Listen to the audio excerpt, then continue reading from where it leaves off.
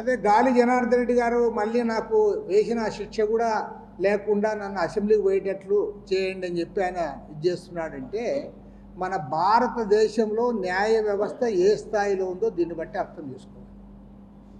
నేను జనార్దన్ రెడ్డిని ఏం అనడంలే, ఎందుకంటే జనార్దన్ రెడ్డి ఎవరిబడి నోస్ ఆయన పెద్ద మైనింగ్ మాఫియా, వేల కోట్ల రూపాయల ప్రజాధనాన్ని కొల్లగొట్టాడు. అటు కర్ణాటకలో ఇటు ఆంధ్రప్రదేశ్లో ఉన్న అన్ని డిపార్ట్మెంట్లు కూడా అవినీతితో చెరబట్టాడు. పక్కాగా చెప్తున్నా, చెరబట్టాడు. అందరిని కూడా తన కనుసన్నల్లో నడిపించాడు. అందరిని కూడా కరప్ట్ చేశాడు. చివరికి జ్యుడిషియరీని కూడా కరప్ట్ చేశాడు. జడ్జిలకు కూడా కోట్ల రూపాయలు డబ్బులు ఇవ్వబోయి పోలీసులకు దొరికాడు.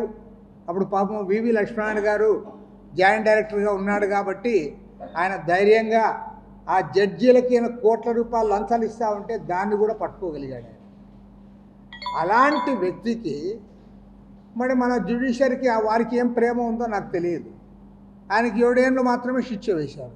వేల కోట్ల రూపాయల మైనింగ్ మాఫియా దొంగ, ఒక గజ దొంగ, దొంగ కాదు, దొంగ అంటే చిన్నోడు, ఒక గజ దొంగకి అడిగి ఒక 100 ఏళ్ళు వేసినా కూడా ఇంకా తక్కువే, ఒక 100 సంవత్సరాలు శిక్ష వేసినా కూడా ఇంకా తక్కువే.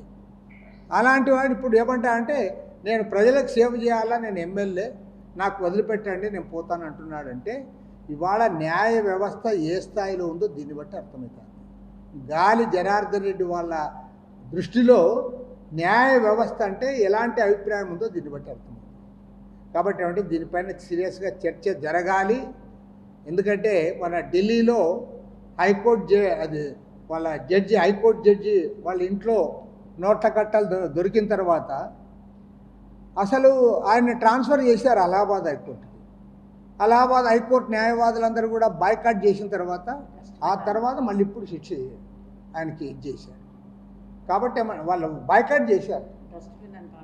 డస్ట్బిన్లో వేయాల్సిన మాకు తెస్తారా, మాదేమన్నా డస్ట్బిన్నా మా కోర్టు అని వాళ్ళు లాయర్స్ అందరూ కూడా రిజెక్ట్ చేశారు, బాయ్కాట్ చేశారు కోర్టు. ఆ తర్వాత ఇప్పుడు యాక్షన్ తీసుకున్నారు. కాబట్టి ఏమంటే దీంట్లో స్పష్టంగా చెప్తా ఉన్నాం, న్యాయ వ్యవస్థ యొక్క క్రెడెన్షియల్ పైన విచారణ జరపాలి. ఒక 100 ఇయర్స్ జైల్లో ఉండాల్సిన వాడికి నువ్వు 7 ఏళ్ళు వేసావు, ఆల్రెడీ 3.5 ఏళ్ళు ఉన్నాను, 3.5 ఏళ్ళు కూడా ఎందుకు ఉండాలి, నాకు వదిలిపెట్టండి, నేను పోయి అసెంబ్లీలో కూర్చుంటానని అడుగుతాను. వేల కోట్ల రూపాయల సంపద కొల్లగొట్టి పర్యావరణాన్ని దెబ్బతీసి డిపార్ట్మెంట్ల అన్ని వ్యవస్థలను కూడా నాశనం చేసి చివరికి జ్యుడిషియరీకి కూడా లంచాలు ఇచ్చిన వాడికి ఇంత చిన్న తీర్పులు చెప్తా ఉన్నారంటే చాలా విచారం.